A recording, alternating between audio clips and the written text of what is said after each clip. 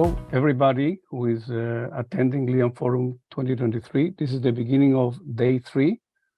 The first 2 days have gone on spectacularly. We have participants from over 65 countries around the world, and we look forward to the exciting panels that will taking place today. We start with a panel on ChatGPT and artificial intelligence. This will be followed by a panel on innovation in the mining space with some really interesting companies. That is followed by a panel on water, and beyond that we have a panel on the circular economy, and after that a panel on agriculture and forestry, on innovation and regeneration in those fields, and followed by a session on the challenges of bringing young people into the natural resource sector and what the educational system needs to do to come up to the challenge. And then the final panel is on incubators and accelerators, where people with ideas join organizations that help them convert those ideas into companies, and so raising money, networking, and so on. So with that said, I wish you a terrific day 3 of LIAMforum, and I'll pass you over to the moderator of this panel, Rajiv. Thank you, Rajiv. Thank you very much, Raziel, and good morning, everyone, or good afternoon, or good evening, depending on where you're joining us from. We're thrilled to have you as part of the panel on Gen Z's ChatGPT and the future of work. I love that the subtitle of the panel is sufficiently hyperbolic: time to panic or relax. So hopefully we'll have a wonderfully engaging and interesting discussion as well. Just as a reminder, LIAMforum, of course, provides a platform, as you will know, for young people to discuss their ideas, their vision, their role in tackling the challenges that we face today. But this really is a platform for, on the one hand, thought leaders and participants from academia, industry, think tanks, multilateral institutions, governments, to share their ideas with and concerns with, but especially also to listen to the next generation. My name is Dr. Rajiv Jhangiani. I serve as the Vice Provost for Teaching and Learning at Brock University in St. Catharines in Ontario. And I'm delighted to be joining you this morning from my home on the traditional, ancestral, and unceded territory of the Coast Salish peoples and the Squamish First Nation in particular. With me on the panel today are a few colleagues. We have Krishiv Thakuria, from aceflow.org, as well as the Knowledge Society. We have Don Duval, the CEO of NORCAT as well. And of course, right at the top, we will have Gary Bolles, our keynote speaker, whom I will introduce in just a moment. But before we turn the mic over to Gary, I'd like to give you a very quick rundown of how we're hoping to approach today's session. We will, of course, begin with a short keynote address from Gary in the order of about 10 minutes or so, after which I will invite reflections and responses from our 3 panelists. But what we're really also looking forward to doing is engaging with your questions and your comments. And so I'll just draw your attention to the attendee hub and the Q&A, the question and answer tool that's embedded within there. Please feel free to submit your questions. You will also see the option to upvote questions if there are particular comments or ideas that you're really interested in and you would like us as a panel to address sooner. So with that, I'm very, very happy to introduce our keynote speaker to kick things off. Gary Bolles writes and lectures around the world on the future of work, on learning and the organization. He's the author of The Next Rules of Work, the mindset, skill set, and tool set to lead your organization through uncertainty. Among his many accomplishments, he has over 1.3 million learners on LinkedIn Learning, the variety of courses, including a new one about skills for leading the future of work. As the adjunct chair for the future of work for Singularity University, he routinely helps decision makers in business, government, and education, and even civil society to understand the impact and to leverage the opportunities of exponential change. Gary, it's a thrill to have you with us today. Over to you. Thanks so much, Rajiv. So this has been positioned as a keynote talk, but I'd rather say it's going to be more like 2 riffs, just like in jazz, or in improv. I just want to focus on sort of 2 ways to think about this amazing era that we're in. So as Rajiv said, I'm Gary Bolles. I'm normally based in San Francisco, although My wife would say I'm based on a plane. Rajiv talked a little bit about what I call my portfolio of work, all the different kinds of projects that I do. One of the most exciting things I do is to work with youth around the world, everything from workshops on the future of youth, future of work with young people in Amman, Jordan. That's with a group of refugee youth just before the pandemic, to working with young native Maori, New Zealand teenagers on the North Island of New Zealand. So it's given me just an amazing opportunity to be able to hear from young people around the world and some of the priorities that they have. And of course, one of the major issues is what I call the AI tsunami, these new tools that seem to be just completely disrupting our work, and especially for young people, our learning. So the title of this session is Youth, ChatGPT, and the Future of Work, Time to Panic or Relax, or both. And I'll just give you my personal response. It's neither. You don't have to panic, but you also shouldn't relax. I would want to see this as, if I was your age, as motivation. This is a generational sea change in the kinds of tools that we can use. A lot of older people are absolutely unprepared. They just don't understand what the impact on work, or they freak out about the use of these tools in school. And just like the internet, this thing that we all use today, it's just sort of part of the woodwork that we use. People were freaking out at the beginning of the internet and thinking that it was going to, completely disrupt the way that things were done. Well, it did, but we're all still here and we're all still adapting. And so I want to just give you, a little bit of background, and then talk about sort of two ways to think about this unique era that we're in. By way of background, it's wonderful Rajiv sort of listed what I call my portfolio of work, the different cool activities I get to do. But when I was 19, I didn't have a clue. I barely escaped high school. I did a series of odd jobs for half a dozen years. I don't have enough college to stuff into a thimble. I was just never interested or motivated. But I did start to play around with this new thing called the computer, the PC, when I was young. And I found that I was kind of liked it. I was kind of motivated by it. And so I ended up moving to Silicon Valley and just taking, any job I could find, and anything I could get paid for. And it turned out that it worked out okay. I became more and more interested in the kinds of technologies that we develop. And so I've been able to have the wonderful experience of meeting a lot of people who are very, very involved in creating the technologies that you use. A lot of the brand name people, from Larry and Sergey at Google to Elon with SpaceX and Tesla. And what it's given me is this sort of front row seat to how these technologies are continually impacting our lives.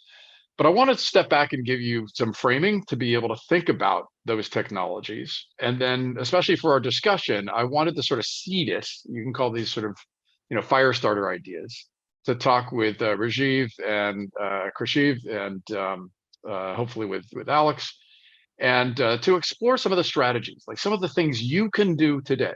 But I want to give you sort of two riffs to sort of set that table. The first riff is, no matter what the changes that are happening, these waves of impact on our lives, probably when you were very young, or maybe even before you were born, in the United States, we had this 9/11 thing. And then there was a global recession when you were probably very young. Then along comes a global pandemic. I didn't live through a global pandemic when I was your age. And now there's this AI tsunami, this wave of new tools. And so you can just picture these as these continuous waves. And if I was your age, what would I have learned? I would have learned there's these continuous waves of change. And so that makes the future pretty uncertain. So here's one way to think about it. Your parents and your grandparents probably followed what I call the old rules of work. And so, and think of it as sort of 4 steps that they went through. The first step is the first job that they got, well, first job that I got, was just what you could get paid for. That's it. I'm known around the world by 2 titles. I'm called Professor Gary or Uncle G. So if you're under 25, you call me Uncle G. And so I get calls from the young people that I mentor all the time. They say, Uncle G, I just got a job. Oh, that's awesome. What are they paying you? Dead silence. I forgot to ask. Why'd you forget that? Oh, because I just wanted to get paid. So that's the first thing often that your parents or your grandparents did. They just wanted to get paid. And then it turns out if somebody takes you aside, puts their arm around your shoulder and they say, if you get good at this, if you can get paid for it, but you get good at it, you'll get paid better. Ah, okay. So those are the old rules of work. Your parents did that. Your grandparents did that. And then I was one of the odd jobs that I did when I was 19. I actually fell into the family business. My father wrote career manuals and he trained people to be career counselors. He trained me at the age of 19 to be a career counselor. And 50 years ago, when my father wrote the book, What Color Is Your Parachute? He said, oh, wait a minute. You can also do what you love. Now, that not all the time, and it's not always going to be perfect. It's probably never going to be perfect. But if you're motivated, if you have a North Star or a Southern Cross that pulls you in your work, skills you like to use, problems you like to solve, then you can be far more motivated in your work. Ah, okay. So these are new rules. Get paid for it, be good at it, but do what you love. Now, Dean Kamen, the inventor of the Segways, he's got a great story that he told me about his father. And his father said, look, I want you to do what you love, but get so good at it that people have to pay you for it. Ah, okay. So these are the new rules.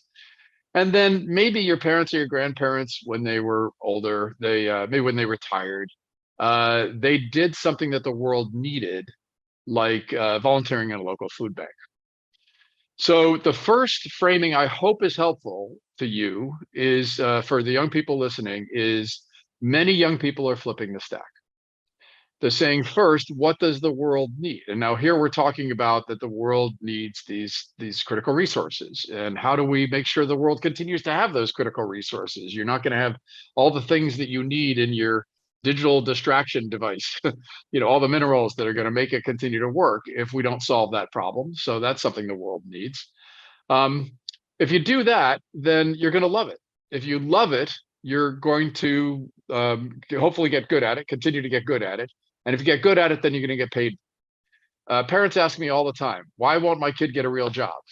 This is one of the reasons, is many young people are flipping the stack. Now, there's nothing wrong if what you want to focus on first is just getting paid. You got student loans or you want to start a family. That's perfectly understandable. There's no reason not to do that.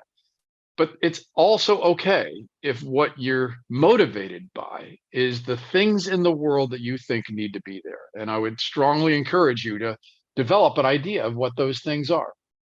So that's the first riff, is that it's one of the reasons you're probably finding it difficult sometimes to have conversations with adults and maybe even your parents, because they learn the old rules of work. They learn to focus just on this, sort of what you can get paid for and what you're good at. And here young people are saying to them, and maybe you are, is no, I have different priorities. And so older people sometimes are not prepared for that world.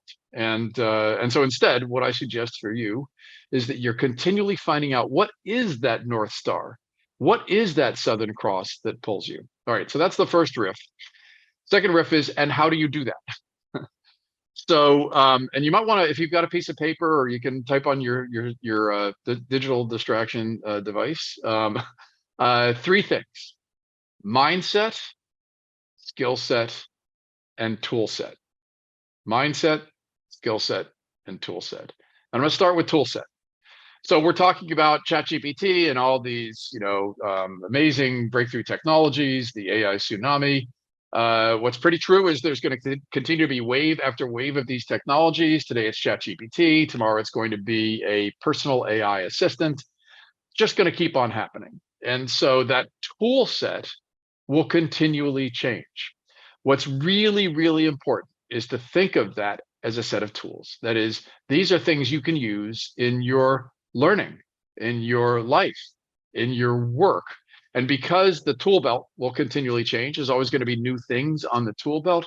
One of the most important skills to learn is to be able to continually get up to speed, to feel like you're comfortable with the tools so that you can leverage them. I don't know if you buy this, but many people are saying nowadays, it isn't that artificial intelligence is going to take your job, but it's the people who are using artificial intelligence tools, they'll be the ones that will be most likely to have jobs.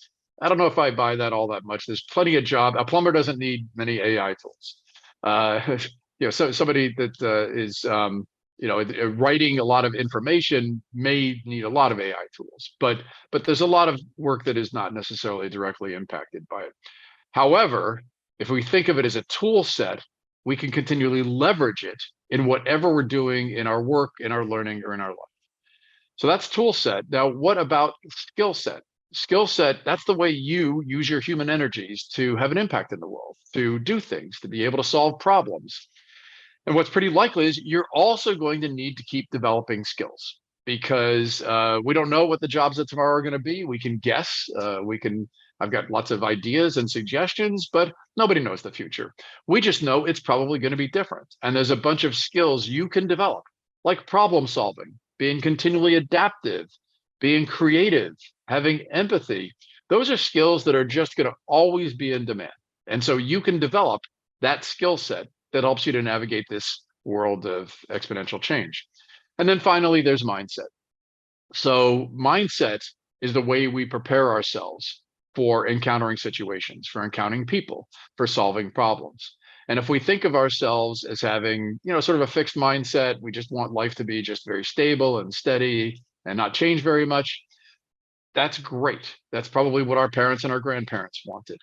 But it is a world of exponential change. And so if our mindset instead is that we're continually growing, we're continually developing, we're continually learning new skills, if our mindset is about growth and continuous change and transformation, then we're going to be far more able to continually develop new skills and to be able to leverage this exponential tool set.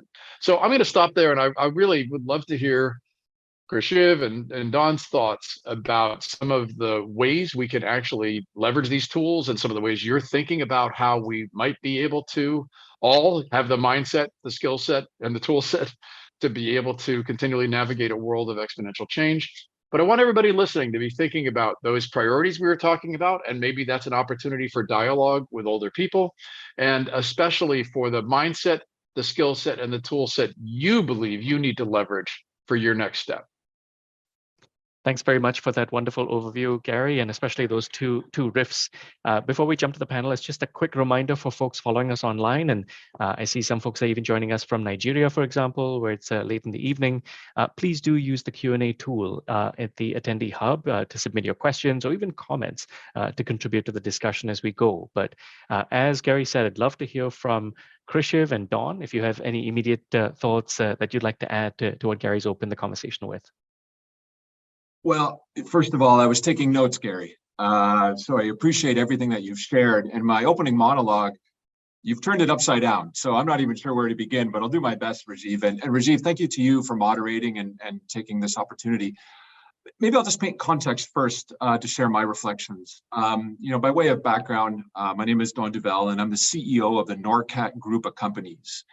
And we're really driven by a variety of aspirational priorities, and two of which I think are very relevant to this discussion today is, first, we aspire to be the global leader in skilled labor training and development, primarily focused on mining, forestry, and the construction industry.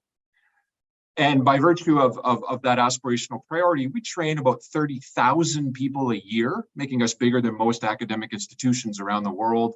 We work in about 15 to 18 countries. And a lot of the people that we train, much like Gary alluded to, are in youth in emerging markets. So I just got back from a rural community in Peru. We've worked in many jurisdictions around the world where, we have an advocacy role really to promote the skilled labor, industries. And if you look at the market opportunities today, the skilled labor industries are hurting for talent. And there's a huge awareness element that unapologetically, especially in the mining industry being Canadian, we need to do a much better job to paint that picture as to what a career in mining can look like. And I'll elaborate a little bit more about that. The other unique thing from an aspirational priority is we also aspire to be this global one-stop shop for all that is the future of mining. And what's unique is that aspirational priority is rooted in, we actually own and operate an underground mine in Sudbury. But as an organization, we don't focus on production. we use that operating mine as a place to enable tech startups or multi-billion-dollar technology companies to use the mine to develop and test and or demonstrate and showcase emerging technologies that these companies believe are poised to transform the global mining industry. So heavily rooted in mining, but we look at it from a training and development, work and learning, as well as the future of tech. And where we get this really unique convergence, and I talk from the context of responding to some of Gary's, is that the global mining industry is undergoing a technology transformation unlike any other time in the industry's existence. And if you think of the last part that Gary mentioned in his two riffs, finding a role where the world needs talent, if I can call it that. And I might be taking a little bit of a digression, but in Canada alone, we need over 100,000 new mine workers over the next 10 years. So if you're aspirationally thinking of a career opportunity, the demand side of the equation is there, coupled with this unique technology transformation. So what a career in mining looks like today is heavily rooted in utilizing these emerging technologies. And the tech ecosystem supporting the global mining industry has created fabulous and interesting jobs, many of which are rooted in AI. And I have tons of examples of Rajiv that I can share if you feel as though you want to navigate that. But in terms of market need, the opportunities in these emerging industries are there, but the advocacy work unapologetically that I do, especially in the skilled labor industries, the tools and the skills required are continuously evolving, and they're great paying jobs, and they're filled with purpose, especially entry-level jobs in the mining industry where you're working on extraction of lithium to support this electrification transformation that addresses climate change. The opportunities are endless. So the context that I'll respond to Gary from is rooted in that interesting narrative, which might be I think relevant to a lot of those on the discussion today. And I can speak a little bit more around some of the emerging trends that we're seeing that we need to continuously advocate to the youth. So Rajiv, I'll pause there just so I don't take up too much time, and I'll perhaps let Krishiv respond. Absolutely. Krishiv, over to you. Awesome. Thank you so much for having me here today. What I wanted to start off with was to comment on Gary's speech on mindsets, because I find that very, very important, especially in the future of work. And here's why.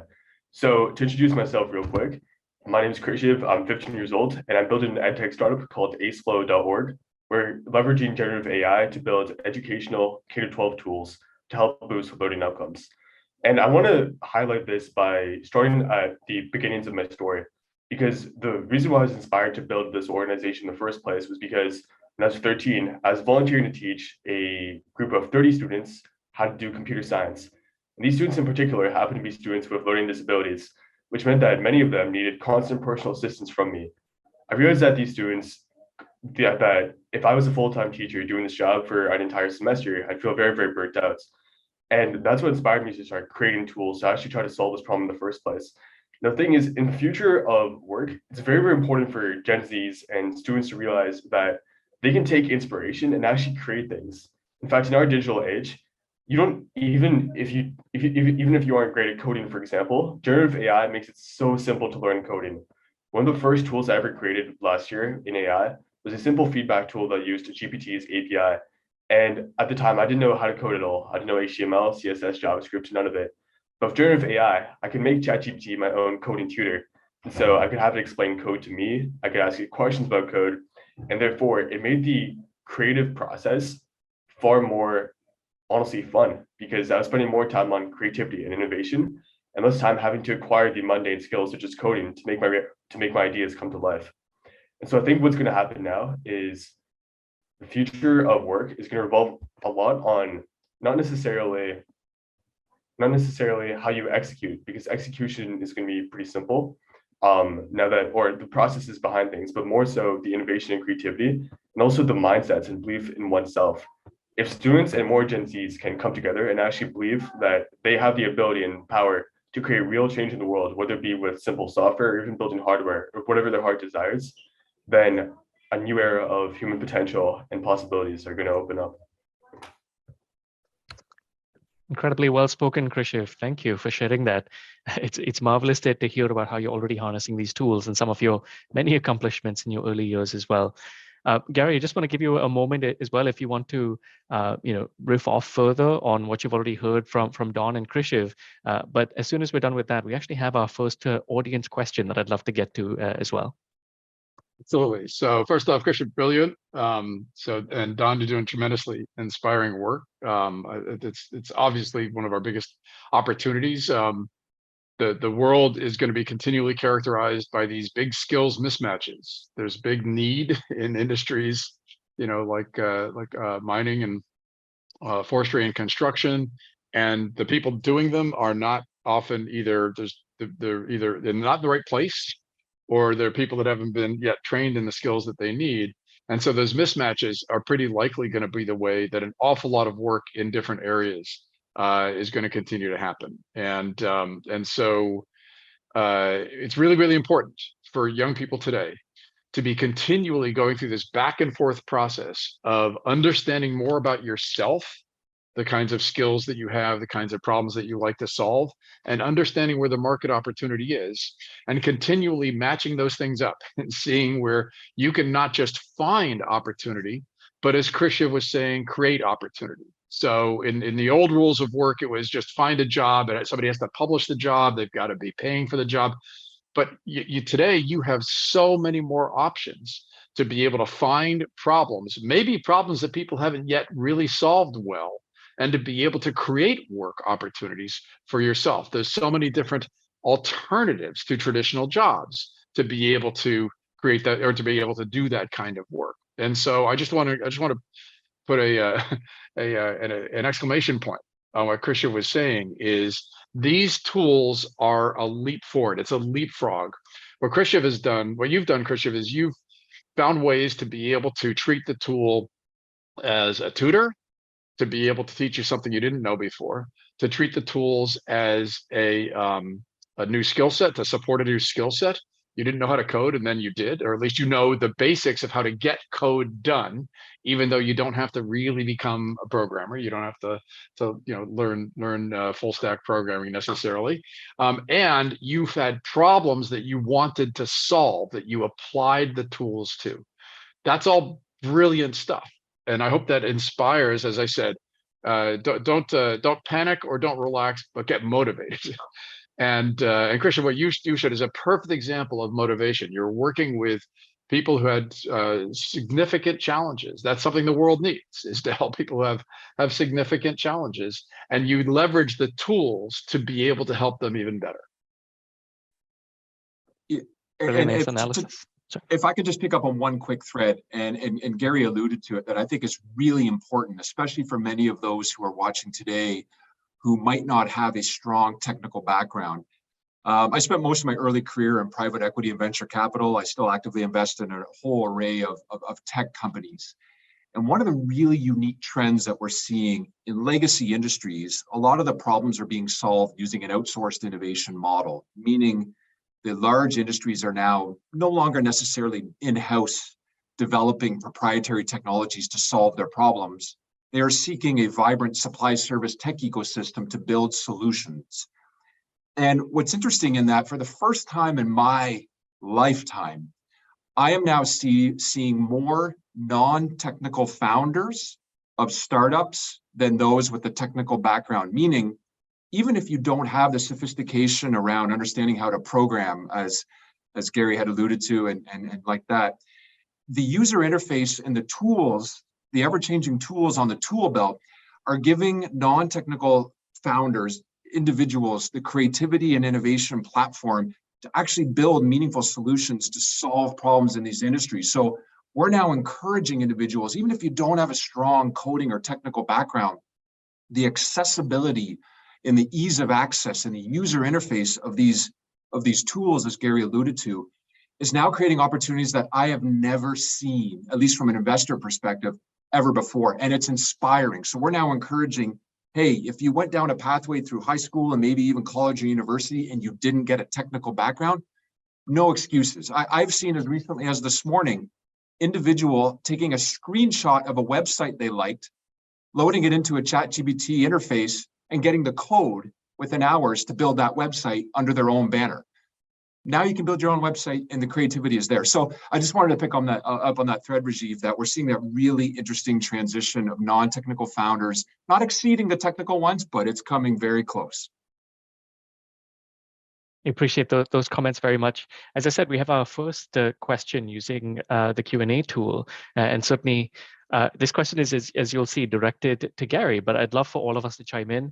And in this case, once you see the nature of the question, you'll realize why I'm finding this question especially entertaining, because I'd love to share some thoughts as well. It pertains to work that I obviously engage in a lot at the university level. So I don't know if it's appearing on the screen particularly for folks, but the question was really around Uncle G.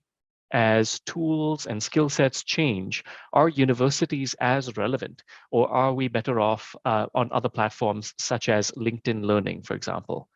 So again, full disclosure, I have worked at universities for the last 25 years, so I can't wait to hear what folks have to say, but maybe we'll start with Uncle G. Yes, and full redisclosure, I don't have enough college to stuff into a thimble. So you can either decide that gives me complete moral authority or zero moral authority. It's your choice. But I actually want to hear from Krishiv first. Krishiv, what do you think about the relevance of what we think of as sort of traditional university and college learning in this era? I think it depends on what you're studying by a lot. So for example, I don't believe that I need to go to an undergrad university for computer science if that's what I wanted to study in university. Because computer science is a skill that can be learned very, very effectively in this modern age on simply your computer, on a free program. In fact, Harvard CS50 course is completely free, which anyone can take. And so I don't necessarily believe that computer science is a subject that needs to be learned in an undergrad facility. But I think that something great about university, despite if you can learn the content elsewhere, is that university can put a lot of great people under the same roof and spark innovation and creativity from that. So for example, in a innovation lab, such as Harvard's innovation lab, many of those people, maybe they didn't need to go to Harvard to learn what they're learning in Harvard. However, because you have this room of all of these incredible people together, that's going to unlock a lot of serendipity for every individual in that room. It's going to spark a lot of conversations on a daily. And I also think that it's an experience that can just aid you in general, just getting to talk to people, just being outside instead of being shut in your room doing online courses all day. And so I do see serendipity and value in university by a lot when it comes to more of the interpersonal skills that you develop by talking to people, and the serendipity that can come out of incredible conversations when you put a lot of bright people who are studying the same academic subjects together. I believe you said you had some thoughts.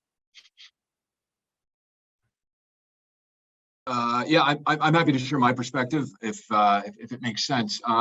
So Krishiv, I'm excited to hear you say that, and I'm glad you did go first because I've been on the board of 2 universities in Canada, and the one thing I can tell you with certainty, based on the feedback that we get from students annually, is that the student experience is as equal and or more important than the actual academic content that they get. And Rajiv, I'd love to hear your thoughts. I know you're the moderator, but I think it's really important.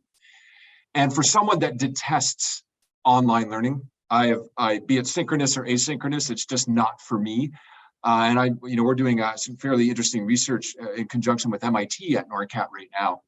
And I physically will go every couple of weeks, get on a plane and participate in that ecosystem because the experience and the network and the opportunities is very meaningful for me. So that on-campus engagement student experience, I still think universities play a critical role in that. And, we could debate which content and which courses are more akin to remote learning or not in a traditional academic environment. That's I think a different discussion.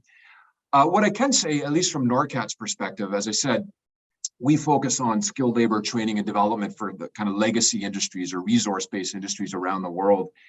And one of the unique differentiators, again, we're training close to 30,000 people a year, and it's grown fairly materially over the last few years, is we have this, I'll say, ability to migrate to bespoke custom solutions based on feedback, I would say arguably faster than most traditional academic institutions around the world.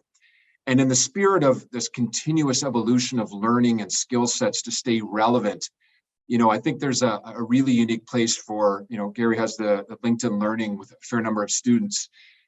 I could imagine, Gary, your ability to pivot quickly to address emerging trends to stay relevant, especially given your notion of, this tool belts are continuously evolving, and therefore the skill sets, number two, and the appetite for continuous learning is going to be there. And from a competitive differentiation, all else equal, I as an individual versus someone who's not staying relevant, I think is going to have a much harder time. So I think there's a place for academic institutions. I firmly believe that. But I also think that the evolution of organizations like ours, where we can be nimble and bespoke and continuously evolving at a rate faster, I think is a very important element that will influence kind of the future of work and learning. But Gary, I'd love to get your reflections on that as well.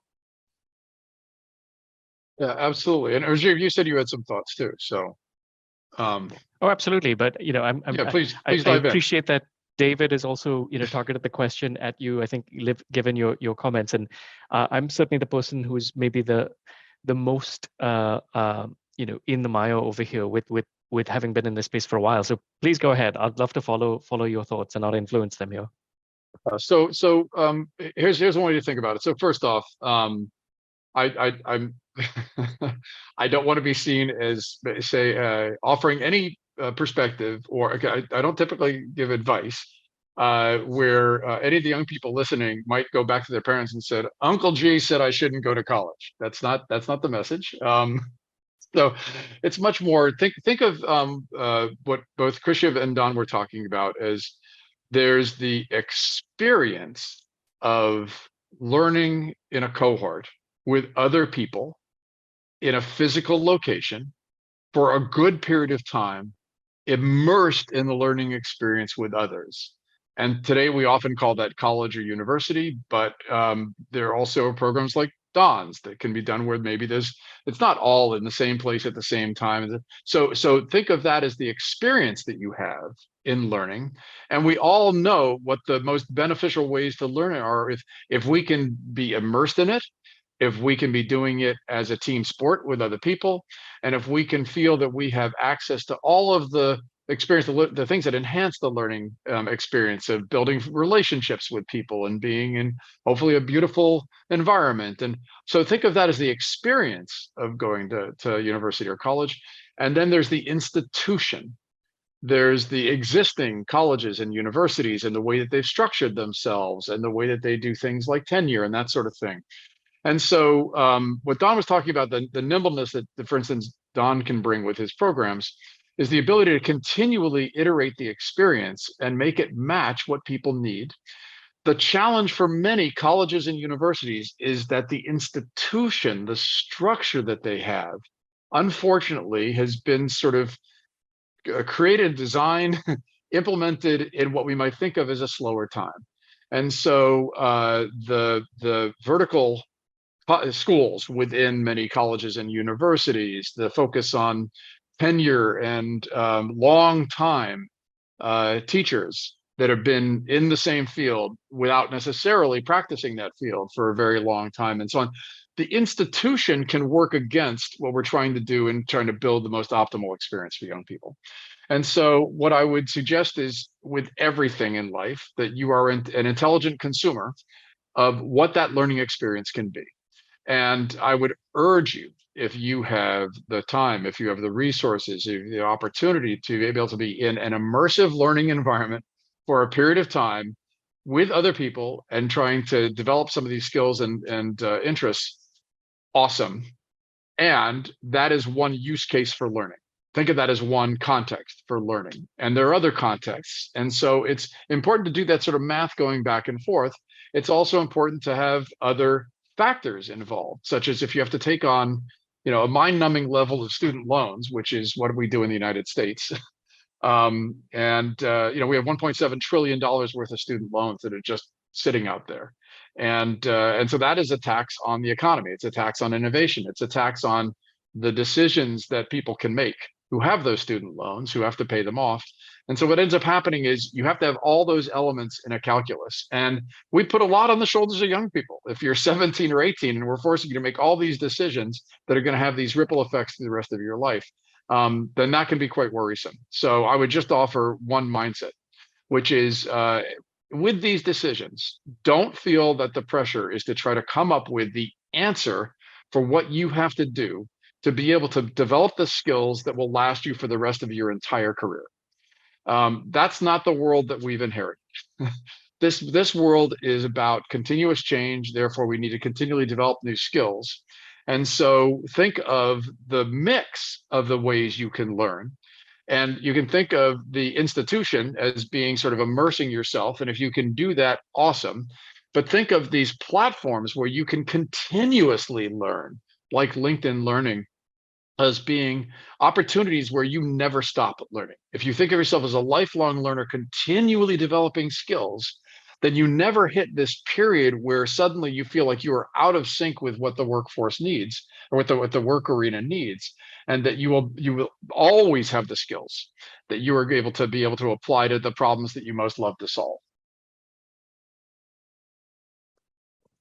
Thank you very much, everyone. So as promised, I'm sort of thinking about how I might chime in on this.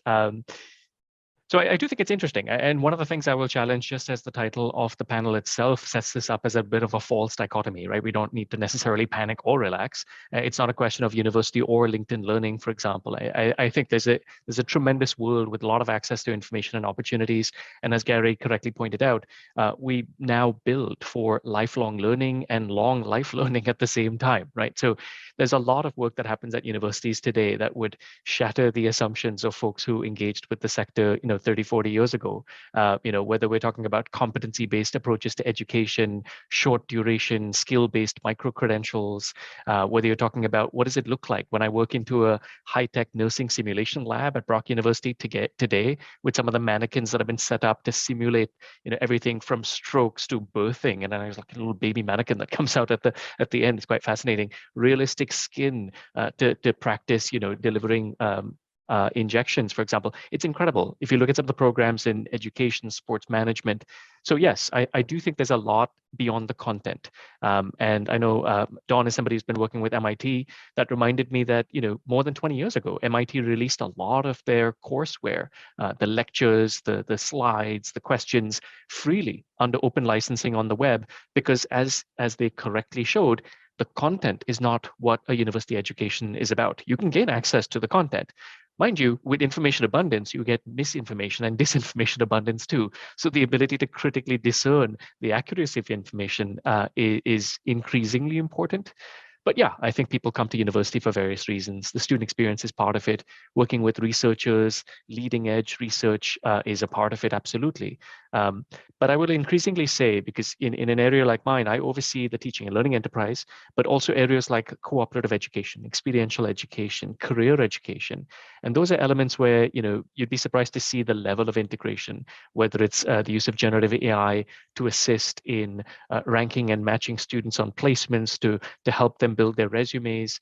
But really, for me, the most fascinating development over the last 6 months has been not just drawing on AI by itself, but also one of the things that we don't see outside of the realm of critical discourse at areas like universities, which is making sure that as people upskill with tool sets and skill sets related to AI, is a critical information literacy that goes along with it, and a full awareness of what are the biases, what are the algorithmic biases over here, what is the intellectual property theft that is happening when you use a website scanning tool, to be able to fully understand what's actually happening in that black box while you're using it, right? So it's important, to be able to use a calculator, absolutely, and we all use it. We use computers today, but we know what it's actually doing. And so part of this is identifying the world for me that we need to build that includes a world that doesn't fall prey to unabashed techno-solutionism, that develops the critical mindset where we can not just address the problems of today, but avoid perpetuating the biases and the problems of the past, because we're trying to do this without critical thinking. So for me, university experience is a part of what the landscape offers an important one, absolutely not the only one, not always the appropriate one, but one that is a rapidly changing landscape, as with the rest of society as well. So I'll stop there, and I can see Don ready to jump in as well. Well, and again, just dovetailing on that, I think it's important for the audience, especially those, again, I revert back to who might be somewhat intimidated by the technical nature of AI or software development. The rate of growth and the accessibility to utilize tools that give you some sort of technical competency is like nothing I've ever seen. And we have individuals within our company that, are so in tune with it and their confidence to use this. And hopefully they don't leave and do their own startup entrepreneurial endeavor and leaving us in a lurch, but I would still celebrate that. But the rate at which these tools and the knowledge around how to use them and the user experience to do things that they may have aspired to do, but not even 2 years ago, they would have been intimidated and overwhelmed, is unbelievable. And then the other anecdotal thing I'll share more from a statistical perspective, if at least in the mining industry, there have been a countless number of surveys that have been published in trade journals. So I don't know the academic resiliency receive in terms of, how controlled they are in this.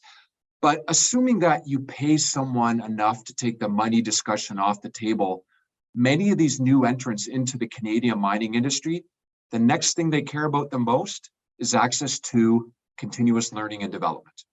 So how these big legacy companies are providing that platform, I think is really interesting and important. And it's not traditionally send me away to do a part-time MBA or something. No, it's, hey, can I take a short course on social media marketing, or can I take a short course in something? So this confidence of and desire for continuous learning and the platforms that are available are creating unbelievable opportunities for youth entering, again, a variety of industries, but we're seeing it in mining, which historically people wouldn't have thought exists, but it does. Thanks very much, Don. I'm cognizant that we have just a couple of minutes remaining. So it has been a wonderful discussion so far. The time has flown. So I'd love to just turn to any final thoughts, probably have about 30 seconds each. And Krishiv, would love to start with you. I think everybody's really benefited from hearing your perspective over here. 100%. I really love what Don said about Don's sentiments on the rise of non-technical founders, because I think what we need to realize right now is that not that we should be panicking or not that we should be reacting in a negative way, but that we should be motivated during this age to actually be able to create things and build things and impact the world however we want to. Because now it's easier to change the world than it ever has been before the rise in generative AI. And so if you ever want to build an idea, anyone in this audience wants to create something, now is a time to do so, regardless of your current skills. Don, would you like to jump in and we can finish with Gary? Yeah, I'll be brief because I think I'd love to hear from Gary. Again, I revert back to, a large part of my career has been in the startup tech ecosystem. And I would say now that the cost of entry, be it time, effort, and money for aspiring, creative, like Chris, you've already done a startup. You're 15 years old. Like, that's remarkable and should inspire others. And don't be intimidated by the landscape of AI and all these, emerging tools that Gary had referred to. The accessibility to learn them is there, and try new things. And, the cost of entry, as I said, is not nearly what it used to be. So I just think what you're doing is incredible. And I'm glad that you spoke first. So, those on the call can really be inspired by that. But I'll turn it over to Gary for closing remarks. But I don't have any more wisdom to add than I think what each of you has said. So, and I especially appreciate your perspective, Krishiv, and I hope others are just as inspired as I am by the agency and the work that you're doing. I just want to loop back to mindset, skill set, and tool set. What I just want to point out is that what Krishiv was talking about is he's leveraging this tool set, as Don was talking about, this amazing leapfrog tool set that we've got. He was developing a skill set as he was trying to figure out how to solve these problems, but his mindset was that he could solve these problems. And so my urge to all the young people listening is to find problems to fall in love with. And the bigger the problem, the more I can encourage you to try to find the kinds of problems that you feel you can have an impact for, then the more you're going to be able to navigate an exponentially changing world. Well said, Gary.